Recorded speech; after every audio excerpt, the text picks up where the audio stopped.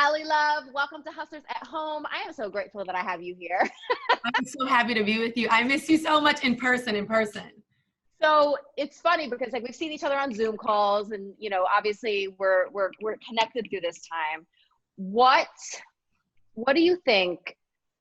What virtue from Sundays with Love are you leaning on the most? So it's interesting because you would think that I'm leaning it more into like hope or something like forgiveness. But I think in the time of being at home and really disrupting my normal routine in terms of like creating a new one, I actually really been leaning into discipline. I think this has been a great time for me to practice just kind of like what happens when things go awry. How can I kind of piece my life back together, feel good about it, and lean into my strengths and be disciplined in certain areas. Obviously, like within discipline, you have like flexibility and you're fluid.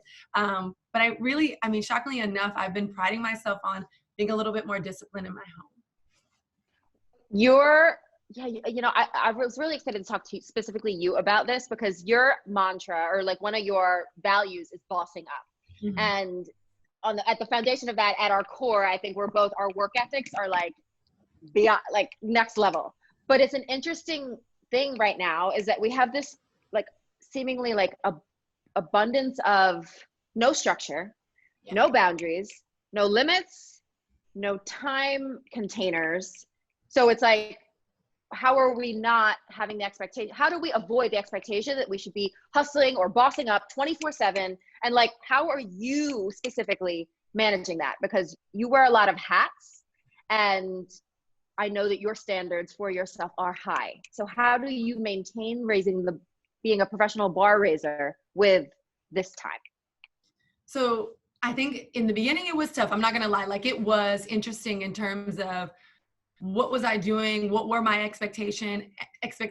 Am I expecting too much?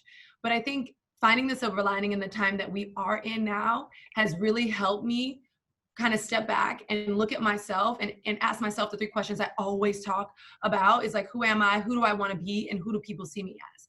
It's an opportunity for me to slow down in order to go fast, to kind of reevaluate my personal relationship. Me and Andrew have been together for 9 years.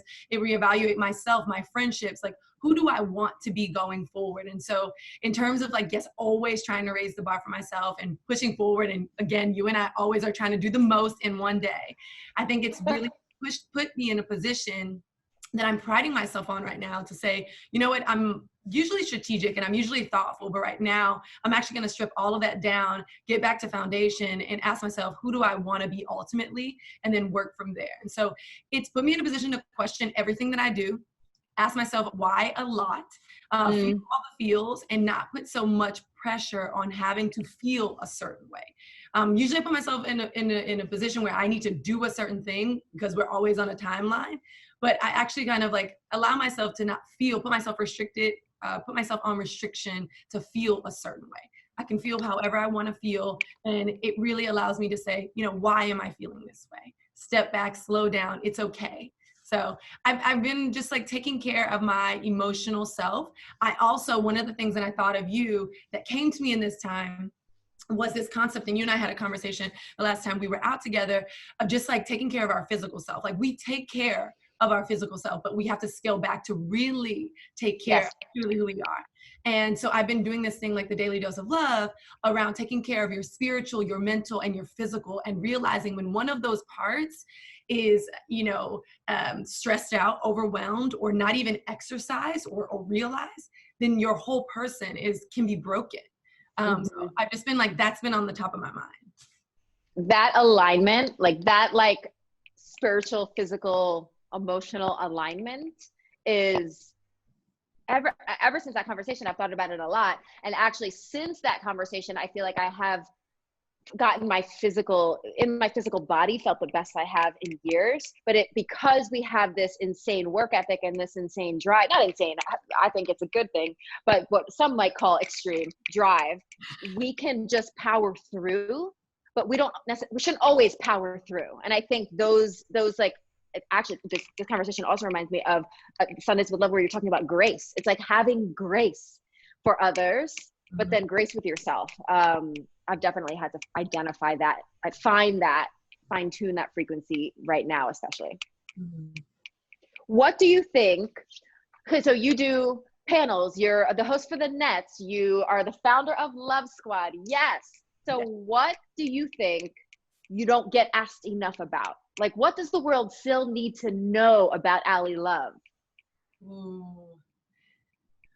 I mean, those DMs be lit. I don't know. I get some real interesting questions of it now. I'm like, you really want to ask me that? I think that what I don't get asked about probably the most are my friendships. I think that's interesting because I think people look at me as an individual who's doing a lot of things, but in the terms of like, we always hear that cliche, it takes a village, but people forget that the community or like my friends they're my ultimate love squad. They're my ultimate like Peloton community. Like, what I don't get asked about is that I have to have, in order to have great ideas or to have the courage and the willingness to speak in front of thousands of people or do so many panels or just get centered, I have to rely heavily on my friends because some of them have done it before me. Some of them have really great, they're intuitive people. They are very emotionally intelligent. They keep me in check because that's important. And then of course they love me. So I think that that's one of the things that people forget to ask is not, they focus on like, what do you did and like your titles and I saw you here and you read this and you ate this. And it's like, no. Who am I talking to all the time or like texting, like sending them to or like, that's what I don't get asked enough.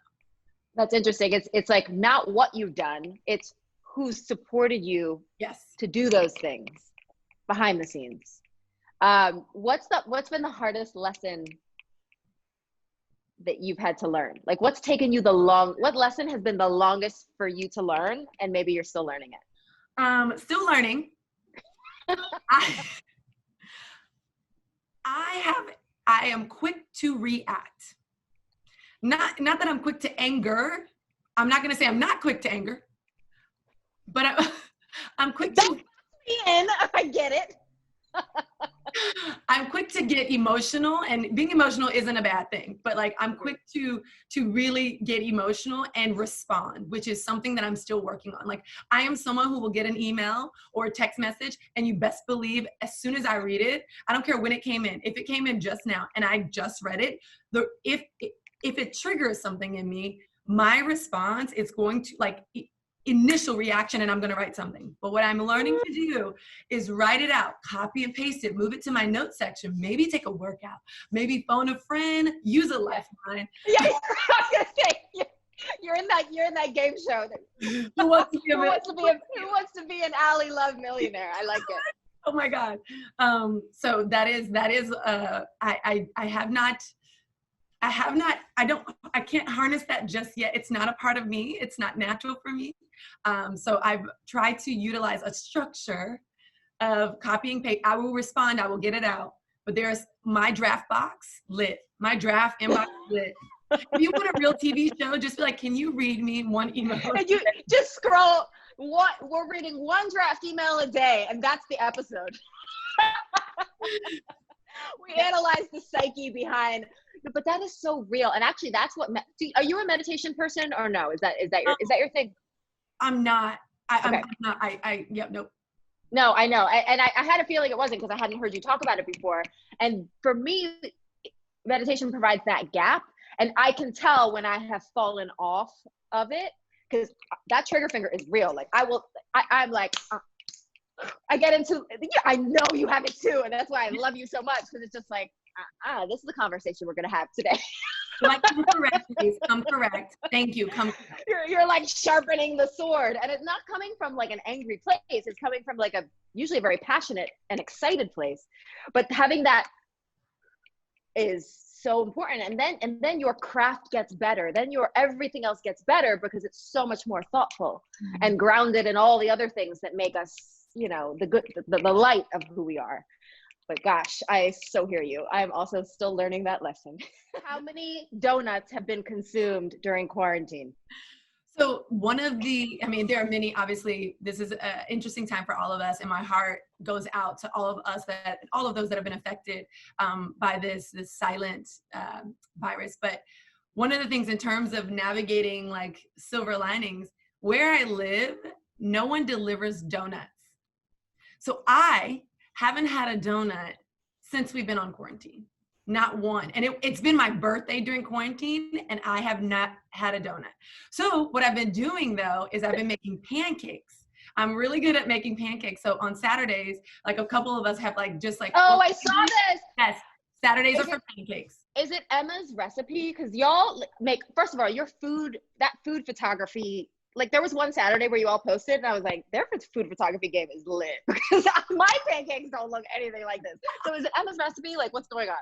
So Emma created a recipe. I just like kind of knocked it off. It wasn't exact because I didn't have all the things in my pantry, but yeah, we were just honestly like this is even before we were in this like quarantine situation. Every Saturday I order pancakes from a local place by our apartment. So Andrea and I have pancakes, 3 big pancakes every Saturday. But I've been obsessed, even though absolutely love donuts. I've been obsessed with making the perfect pancakes since I was a little girl. And so I used to practice on Saturday making the pancakes. And there were many times where the garbage was full of like hot pancake mix because it just didn't work out. So in terms of making the perfect pancake, I will give you, if you make the batter a little thicker, it does come out fluffier. Also, however, if you can't make the batter super thick and you have to stretch it out because you got a lot of family members to feed, like I did growing up, you can put a cover over the pan to kind of like, I don't know what, to get the heat convected from both sides. Like moisture or like, yeah. And then you flip it once it's like almost done, you flip it and the pancake will stay a little bit thicker and fluffier. Okay, y'all heard it here. She's a donut connoisseur.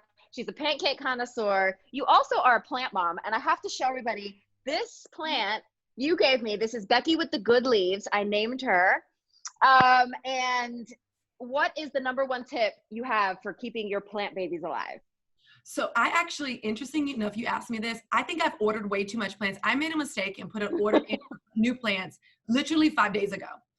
I forgot. This is like being in the house too long that I had already put an order in for the exact same plants 3 days prior to that because I didn't get a receipt in my inbox. So in the last week, I have ordered 10 plants. You're going to be living, I'm crying. You're going to be living in a jungle. I took Andy's strength when it was like the, what was it? It was a live from home. His like was 20 minutes or 30 minute strength or something live from home. Yeah. Like, I took my jungle and I was like, oh my God. I'm actually going to be like with Ivy and yeah. Fun fact, Andrew has no idea they're on the way. I have not told him that I ordered them first off. I didn't tell him that I made a mistake.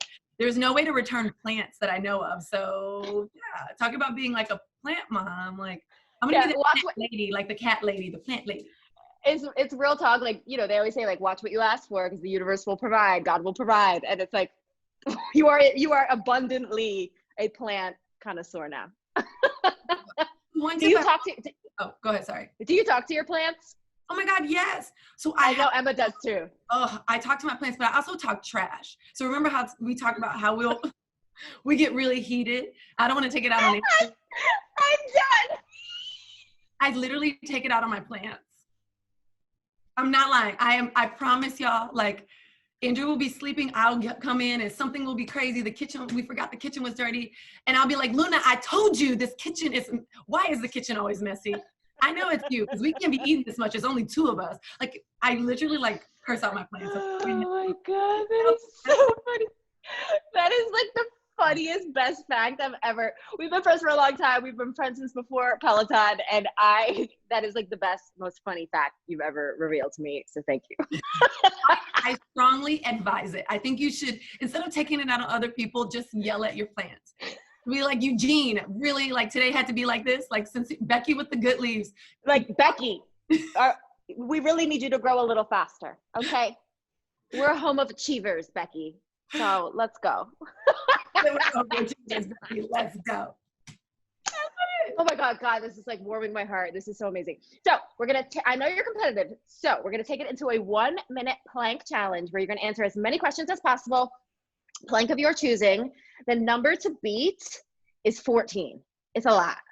So you got to get the answers. I know, 14 in a minute. The average is 8. Okay.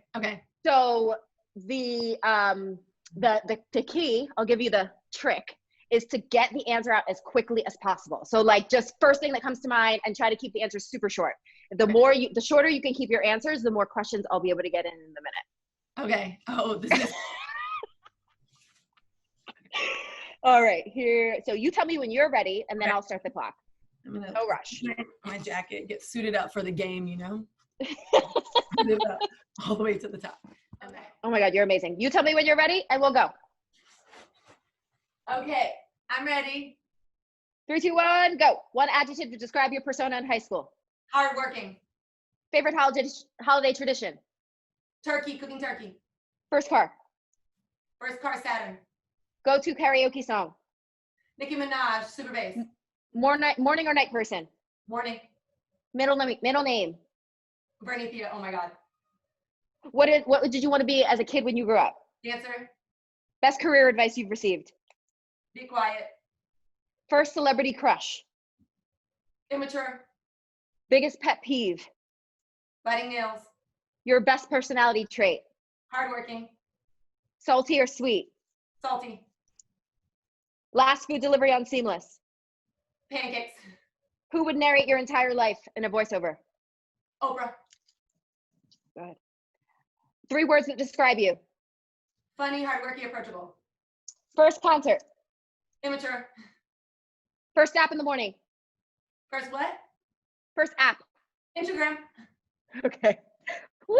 That's amazing. Okay, let's count. 1, 2, 3, 4. You were so calm, by the way. 5, 6, 7, 8, 9, 10, 11, 12, 13, 14, 15. You got 17. Yeah, baby. Yeah. In my slippers. In my slippers. And in her slippers too, in her golden girls look. Giving you all like a Miami look right now. So amazing. Yo, that was really, really, really, but I think it was like your grace under pressure. You were just like hardworking. Like, oh my God, that's amazing. You were training for that moment. I didn't realize that it was like a competition. I didn't. But then as soon as when I suited up, I was ready to go. You were ready for victory. Oh my God, it's amazing. So now is your chance to put the host in the hot seat. I mean, honestly, we've had so many beautiful conversations. So if there's anything that you want to ask me, she brought notes. Okay, she's if you want to ask me a question or whatever you want to say to the family watching. All right, this is your fire round. So it has to be really quick. Okay? All right, we are in a pandemic, so understand that. So we prep you. All right, here we go. Vacation, first vacation as soon as we get out of the pandemic. The beach, any beach, probably the Hamptons. Beyonce or Rihanna? Beyonce. Heels or sneakers? Sneakers, but I love a heel moment. But sneakers, if I had to choose forever. I like you in a heel moment too. I do. Yeah, thank you. Celebrity who would play you in a movie? I mean, I would have to say J-Lo. She's like life. So if I had to choose, I'm gonna choose the best. Favorite class in high school? English. Favorite sport? None. To watch?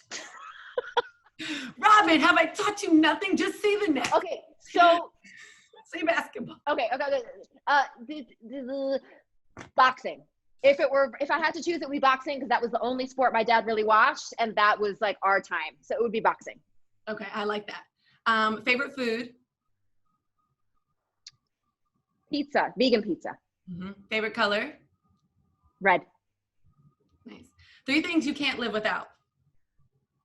Not Drew. We'll get to Drew. Oh, okay. 3 things I can't live without: movement, spirituality, family. Awesome. Who's inspiring you right now?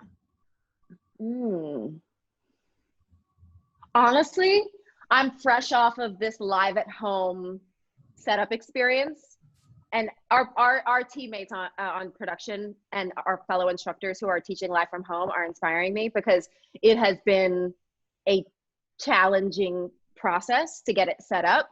And it's important having the perspective of wearing all those hats and being like, oh, okay, this is what it feels like to be with one person on the set, like changing the camera and changing and doing that. And it's good because it takes us out of our roles and puts us into that place of compassion. So I'm very inspired by the team right now. whoever labeled all of the chords to go You're into, right, exactly. Like something the chords are labeled, like they're color coded, like somebody did that, like, you know what I mean? Like just this, the everything is just, and we're learning as we go, and we're trying our best. So it's been a great experience. One more question. Now, obviously you married the man of your dreams, love of your life. You're living together, spending a lot of time. You're like, I got this right. What is one thing that Drew has done since you've been quarantined that just like, it like made you fall in love with him even more, even if that was impossible? Oh,